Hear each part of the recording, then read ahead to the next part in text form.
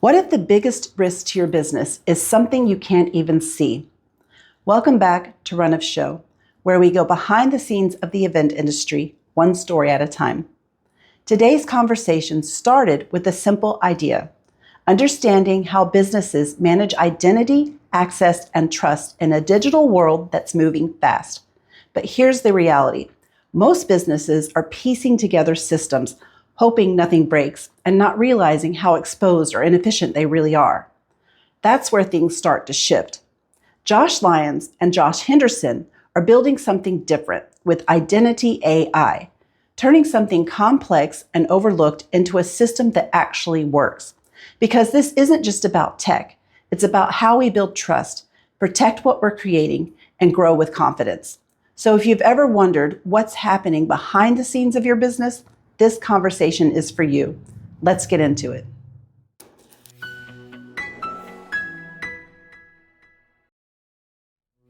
So is it direct very close up?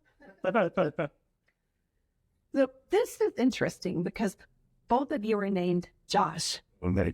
So I guess I had to look at you and say, Josh, how do you build? Josh, how do you feed it? Josh, Josh. Oh, brilliant. Awesome, Josh. yeah. I love it. Now, you guys have come together now to create, what's it called? So the company's called Identity. Identity. Yep. Now, tell me, what are the things that you're excited about with this program? So really what I'm most excited about Identity is being in digital advertising over the last 10 years.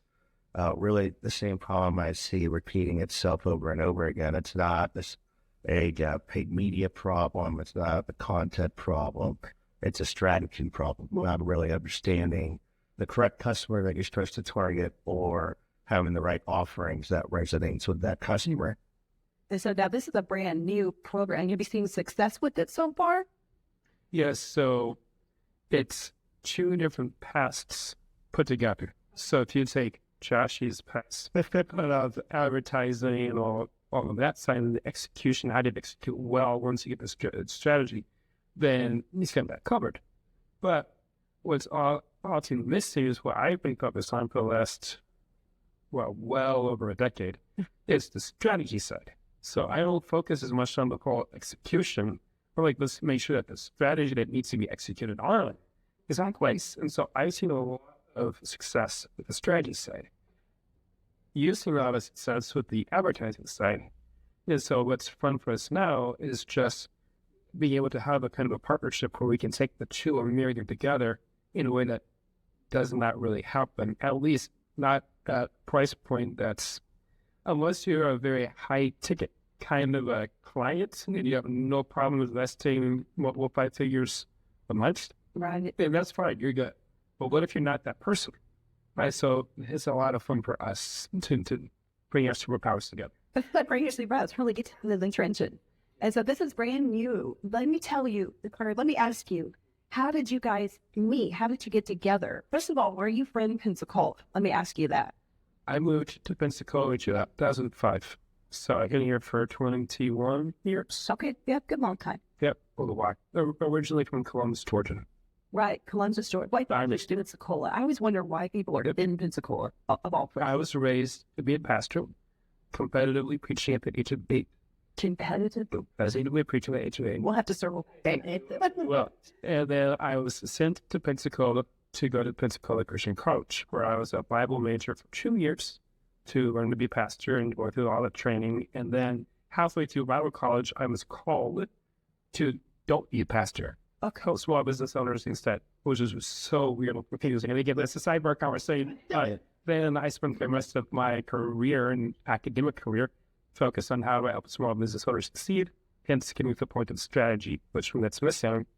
So a lot of wasted advertising dollars. Right. Now, see, I mean, but that's still a service. You know, being a pastor, that's a service. You're Yes, you know, absolutely. same thing. You're being of service. You're helping people. So I see that working. Yeah, it's a shifting audience because a pastor needs to get a message out to bring people in and to help those individuals shift in some way. Right. A business owner has a message to get out to bring people in and help the buyers shift in some way. Right. Both of them are the same kind of thing. It's just a different message and a different shift. But same might be a very synergistic. Right.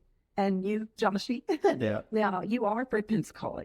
Originally from New Orleans. I've been here since 2007-ish. Came to Oh, after Katrina. Yep. Yeah, a couple of years after Josh. Mhm. And what brought you to Pensacola specific? Really, it was so kind of a similar story in a way. I grew up on the Becca Book program, but with Pensacola Christian at the school that I went to in New Orleans. So when my family was looking for a new place, they're like, well, let's just go to where it all started. So I went to Pensacola Christian Academy and the EWF afterwards. Thanks. So now you both got here about the same time, 2 years apart. How did you guys meet? Initially, it was through networking. So I think first time I met you was at the Seville Business After Hours years ago, better half of a decade, like we've been jelly. It's been a little bit. Yeah, but networking, we both spend, or have spent, and still kind of do a good chunk of time building relationships in the local community, which is how we met. So we met. It's how a lot of, even the people that come on your podcast, Right. many of them I know, and I know it from Networking. Yes. I love networking. Andy, intricate. He says your network is your network. Absolutely. I'm like, that's so great. I love that. But I don't like the word networking. They got me to look with it because you're building relationships. That is All these people end up becoming your friends outside of just the business genre. And so, okay, so now tell me, what was your thought process behind starting this new program? What's it called again? Identity. Identity. And what was your thought process of coming up with that? Really, it just falls back on making sure that small businesses up to enterprise are getting their strategy correct.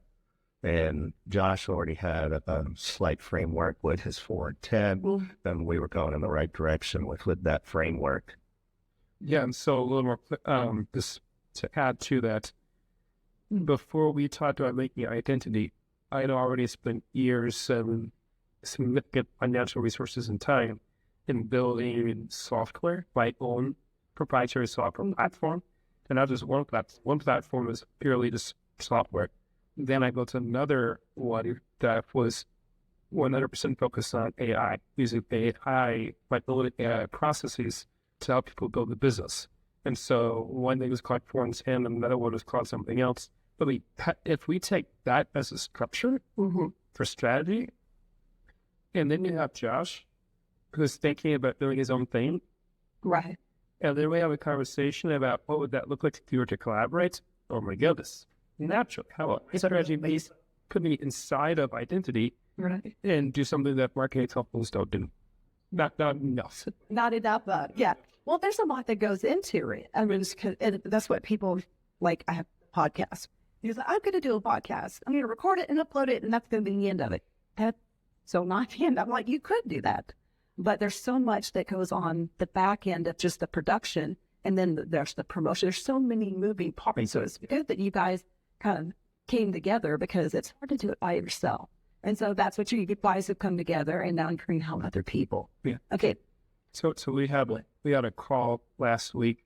We were both women. It was a call with a prospective client, and it was fun because you can't really do this in most scenarios. But I'm talking to the individual who's on the call and saying, yes, here's what we're going to do. We're going to figure out, you and me, what strategy is. Definitely to bother Josh in a minute. We're going to figure out what the right budget is. I don't care what your budget is, but it will help you figure out so it's not what advertising might say you have to spend this. Forget Josh. And we're going to say what makes sense for you where you're at as a business owner. Then based on the best practices for that budget, what you do not do, and what should you do, making sure that they're tied to business goals and not just marketing activities. And then once we dial that in, then we're going to go to Josh and say, hey, Josh, here's a strategy. This is the budget. Let's execute. And then he can go and he can dial it and say yes, no, whatever, and adjust if needed. But it just changes the dynamic, and being able to do that is really, really fun to be. And try, I mean, you almost right. But it's not about trying to get out of the client something and throw a lot of stuff and see what sticks. Right. It's let's figure out the plan, knowing based on statistical high probability likelihoods, then this will be highly effective. And then what something, because I built a marketing agency. I was on Josh's side for many years. I like doing things, just side doing things. And what I found was we would help a client. The client generates more income. What they never really come back and say, "Hey, can I invest more money?" Nothing. But they should. It should. But because I'm so disconnected from the execution of ongoing stuff, I'm able to go back to the client and say, "Hey, look, by the way, let's review your strategy. Goodness, double your revenue. The attached fee, double your budget, Josh, right? You haven't? Right up. Oh, you did. Think about it. Let's get that taken care of. So much you see double." And it just helps Josh because then he doesn't have to sell something, but something that they should be doing. Right. So in most cases, that's a conversation. So yeah, it's fun. Missy, you have those personal relationships with your clients too. You're not just like some agencies just trying to, like you said, spray and pray about, whoever I can help. But you genuinely, and I love that too, you're passionate about your project and you're passionate about helping people and you genuinely have a connection. So tell me, what are your next steps? Are you doing anything fun, classes, workshops, get-togethers? Those are in the works currently. So we'll be keeping you guys posted on that. I'd say probably the next 45 to 60 days, we'll have a workshop of some kind. Now, have you done events before, hosted classes and workshops? I have with Kino Sweden. I was hosting almost every 2 weeks. Same story. So we know how to do all that. How about you? Have you? Yes. So I've done multiple different cohorts. So I did one cohort throughout the course of a year, multiple times over and over again, training networkers and how do you build relationships. And if I know, how do you not waste time networking? It's called Stop Networking, Start Connecting. And that was something that I do over and over and over. Separately from that, I had another cohort that I would do where I would train subscribers in my first software. And how do you build a business? So your business goals, knowing your ideal buyer, how they're wired, how do you build a website, engineer conversions, and I walked through this. So there's 2 different cohorts. Now I have them in the learning management system. So a place where someone can log in and they can watch on their own time on demand and go through the training videos one at a time.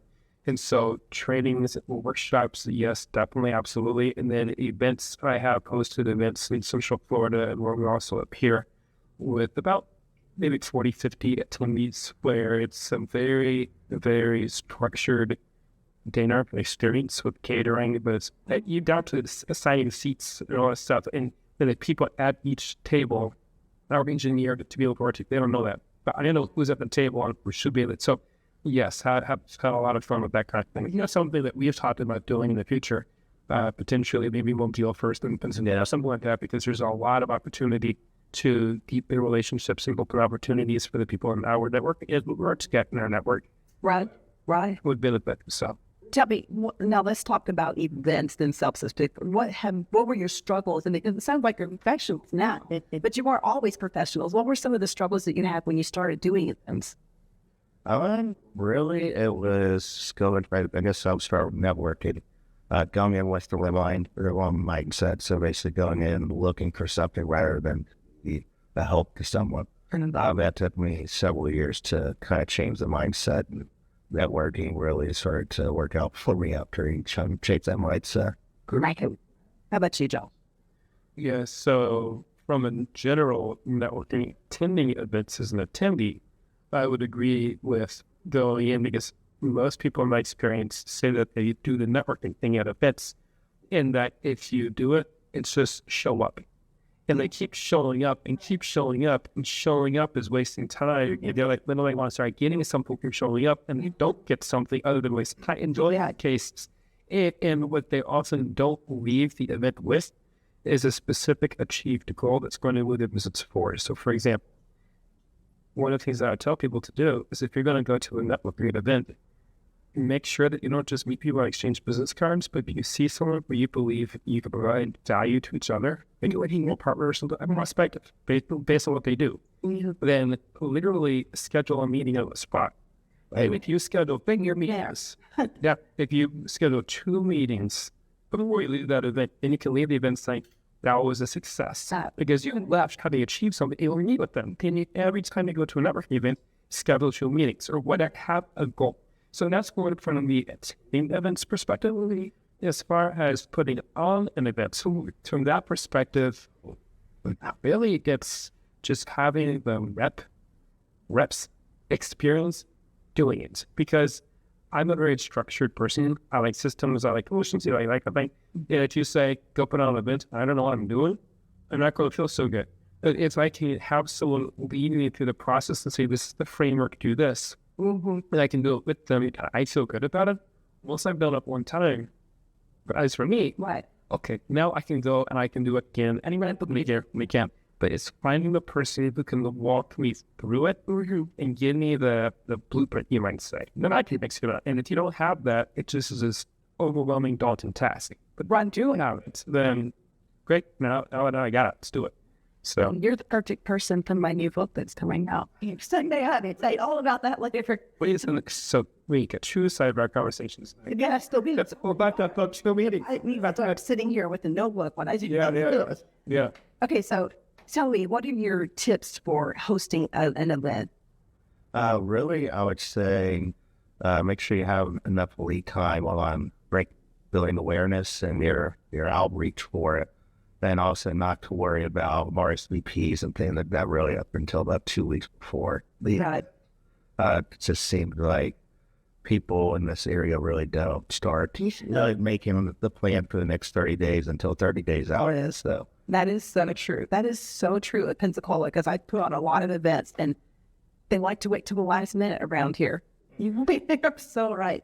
I don't know what it is, because we're by the beach and we're like slower moving. I don't know what it is. But there's been there's a lot like to here too. Oh, yeah. Have you found that that's been one of the challenges, is competing for a date? Because that's what I find. So, I'm looking around with to host something and there's 5 festivals, 5 events, That I like with networking events in general, I've noticed that everyone tries to go on the Dark Thursdays. First Wednesday, so it's like you're kind of picking and choosing. Right? That's what I was looking at too, especially for weekend events. Nobody does anything on Sunday. And I know we're a very conservative area, and so a lot of people like to attend church on Sunday, but there's that window in Plainview. Right. A Sunday event. Why do we have more events? Right. Now, what kind of events do you have coming up that you're thinking about? You said I'm on the books just yet. Yeah, really, I'd say workshops, seminars. We do have a growth survey that we're sending out right now. It's on the QR code on that page, and it only takes about 2 to 3 minutes. So we're looking to see what local businesses are struggling with and how we can help them overcome nothing. And what are you doing to promote this new venture? So Josh and I have spent a lot of time, in case you haven't picked it up already, but just in case you haven't picked it up already, is we spent a lot of time cultivating our relationships and our network. And so a lot of it is word of mouth. And so we'll share, hey, we're doing this. Who do you know that might benefit from a strategy and an execution around advertising? Plus, it is the survey, it identifies where there are struggle areas for a business owner. And that may not even be the struggle that we are equipped to tackle. However, we have a great number tonight. So if someone says, I need more capital, great, I know somebody, we do too. I can send them into there, unlock their capital, and now they may or may not need us. If they don't need us, fine. But if they do, great. So it's really right now, our focus is identifying individuals who are interested in the survey to see if we can help unlock whatever's bottlenecking them so they can move forward. So it's a high value. High value. Low barrier to entry. So tell me, what's the thing that you're most excited about with this? Really, I would say it's always been the same thing for me in advertising. It's seeing those clients that were struggling with a certain issue and seeing them grow, see that company grow to instead of 1 brick and mortar to 2 brick and mortars and so on and so forth, seeing them overcome those challenges and knowing that I was able to help that be a part of it.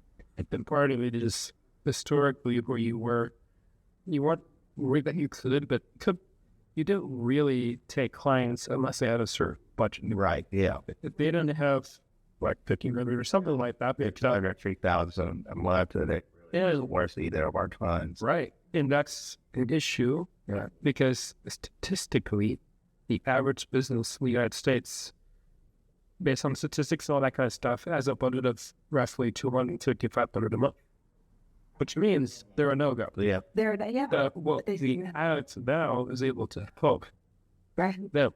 Is that's exciting for me because being able to help people get to the point Right. that they have more of a budget, it needs to be, and it hasn't really been an option for many people. There's just nowhere to go. And going to Google or AI, it doesn't give you enough of a specific, I mean, you just get cookie cutter stuff. Right. If you follow that, good luck. Right. But I don't like to say good luck. I want to give a plan. So be able to help them with a customized, personalized plan at a budget that actually does make sense for them. Right. That's exciting for me. Yeah, Yeah. absolutely. I like that because that's the kind of crowd that I like to deal with.